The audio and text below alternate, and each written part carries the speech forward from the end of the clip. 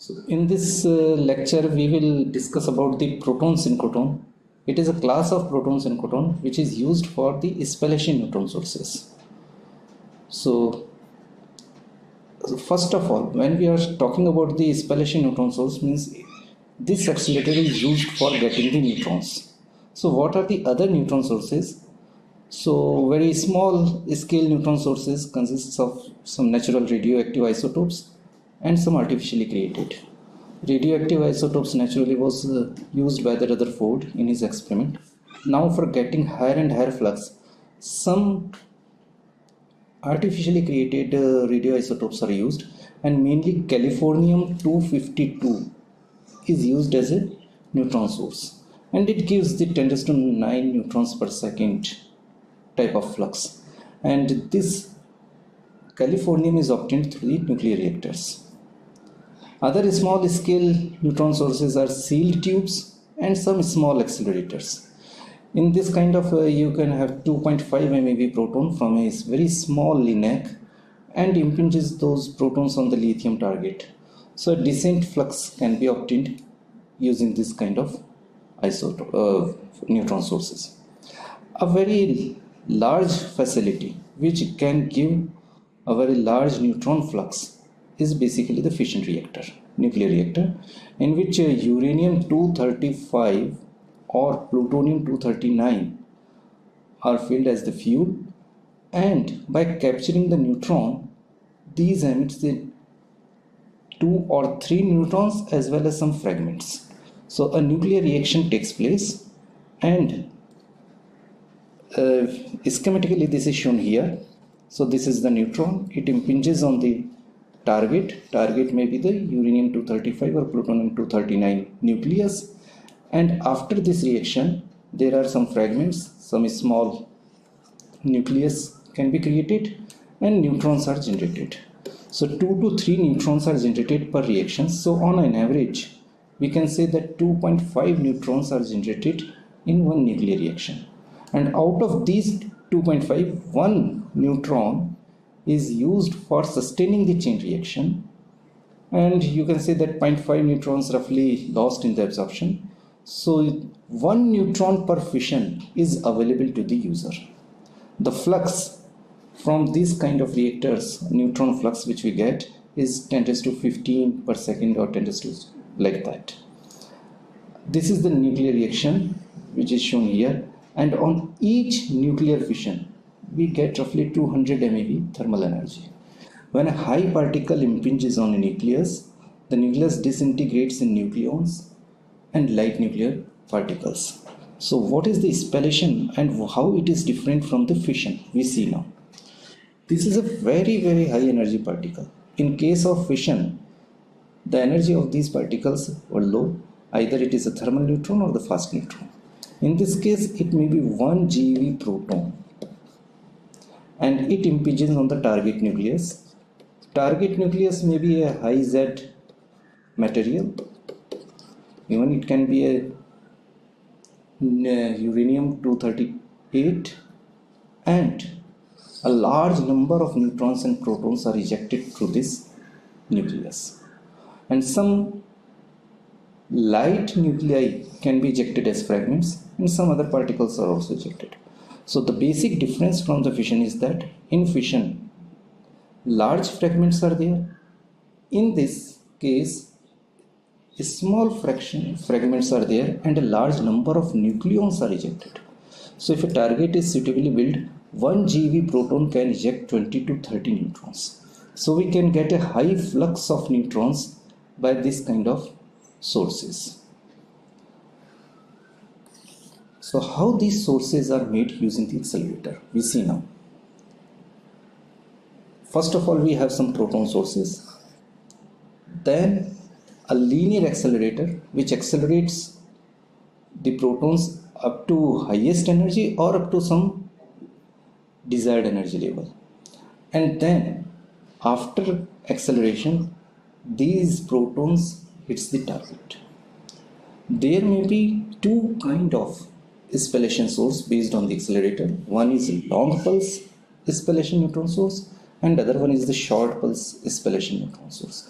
In long pulse spallation neutron source, the protons hit the target directly from the LINAC. While in the short pulse spallation source, after LINAC, there is a ring. This ring may be a synchrotron or an accumulator ring, and after that, these protons ejected from this ring, and then these protons hit the target. So how these are different, we see now. From ion source or LINAC, we can accelerate a long pulse of protons. However, the current is not so high. We can say this is the number of protons. This is not so high. So a small current or low peak current, but a longer pulse. This pulse has the pulse length of Tp. This may be 1 to 2 millisecond long. This pulse can be accelerated. Very high peak current or high pulse current cannot be obtained directly by the ion source, or if it is available, then it cannot be accelerated in the LINAC, because at the low energy part there is a severe problem of space charge. We will see again this kind of problem a little bit in this lecture. What is a space charge problem? Already you might have learned about some space charge problem in the LINAC in your linear accelerator modules. So very high current cannot be obtained at lower energies. So a lower current and longer pulse is accelerated, and then via multi-turn injection scheme. What is that scheme means? Suppose we have an accelerator in which these proton or ions will be injected through a line. You can say H negative ion or proton. And now after injection, these will revolve in the ring. So say this is the T revolution, is the revolution time. Now if T revolution is much smaller than Tp, then how the pulse will be injected? Means pulse head will be injected first, and it will keep revolving, and it will make many revolutions until the tail will injected. So in this fashion, the complete pulse will be injected in many turns. So if suppose T revolution is nearly Tp by 1000 or 2000, means 1000 or 2000 turns injection will be there. Means head will be injected first, and when tail will be injected, the head will revolve around 1000 or 2000 turns. So in this fashion, finally the pulse of particles will be of only T revolution time. Means this pulse time has been reduced to T revolution, but has become very intense. So by multi-turn injection scheme, we can get a very short but high peak neutron pulses. And when this high peak neutron pulses impinges on the target, it generates a very high flux of neutrons.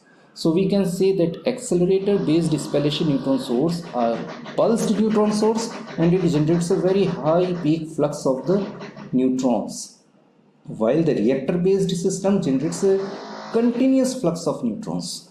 So if a user wants very high peak flux of neutrons in the pulsed mode, then accelerator based spallation source is the choice. And if user wants a continuous flux of neutrons, high flux of neutrons, then reactor is the choice. It means reactor and spallation sources are complementary to each other in case of the neutron sources. Now, in case of synchrotron radiation sources, the main goal was to increase the brightness of the emitted radiation. Means we want to lower down the beam emittance as much as possible. Means reducing the beam emittance was the goal for the accelerator designer. Here, instead of emittance, the main thing is the beam power, as much as you can have. If we have higher beam power means it will eject large number of neutrons from the target. So we want to increase the yield of the neutrons from the target, so we have to have very high beam power in the accelerators. Now, how this high beam power can be achieved? And what is the beam power actually? How it is defined? We see this. We know that if charged particles are passing through a point, it constitutes a current.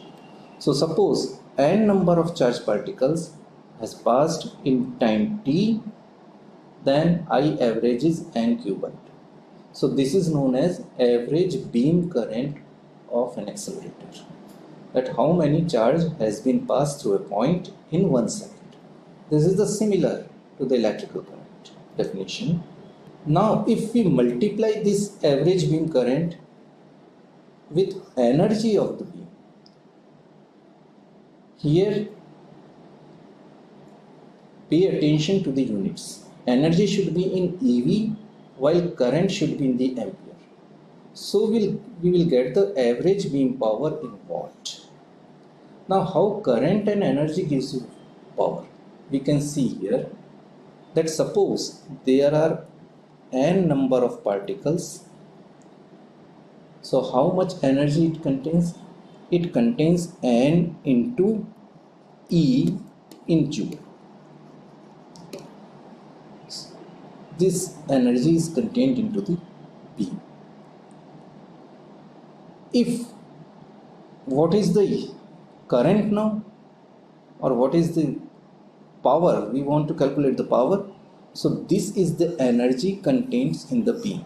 So if energy contained is divided by time, that how much time is taking to cross these n particles at a point, then it will give you the power. Now instead of joule, if we convert this E joule into the electron volt, we will get n q E electron volt upon T. This nqt is the average beam current and this EeV is the energy. So power becomes I average into EeV. By a simple calculation, we can see what is the required beam power in a spallation source. Let the required neutrons per second from the source is 10 raised to 17. This is the flux of the neutron per second, that is 10 raised to 17 neutrons per second. We want, this is a typical number because from the reactor we get almost in the order of 10 raised to 14 to 15 neutrons per second. So in the peak flux we want 1 to 2 order more neutrons than the reactor. So we take a simple number of 10 raised to 17. Now consider a 1 GeV proton. 1 GeV proton, when it impinges on the target, and if target is well built, then it can easily eject out 20 neutrons. So how many protons will be required for so many neutrons? We calculate it 10 raised to 17 by 20. So number of protons required to generate 10 raised to 17 neutrons will be 10 raised to 17 upon 20, because one proton ejects 20 neutrons. So number of protons will be 20 times less than the neutrons. So this gives you 5 into 10 raised to 15 protons. Now what is the average current due to this number of protons? So average number of current will be number of proton multiplied by the charge. Charge on the proton is 1.6 into 10 raised to minus 19 coulomb, and we have seen that if this proton, number of proton is for 1 second, then we have divided this number by 1 second to get the current. This gives you 800 microampere. Means an accelerator having 1 GeV proton energy, if it operates with 800 microampere of average beam current, it can generate 10 raised to 17 neutrons per second with a suitably designed target. So what is the power of beam? Just current, this is 800 microampere, so I have converted into the ampere, so 800 into 10 raised to minus 6, and 1 GeV I have converted into the EV, that is 1 into 10 raised to 9, and it gives you 800 kilowatt. So 800 kilowatt of beam power is required to eject so many neutrons.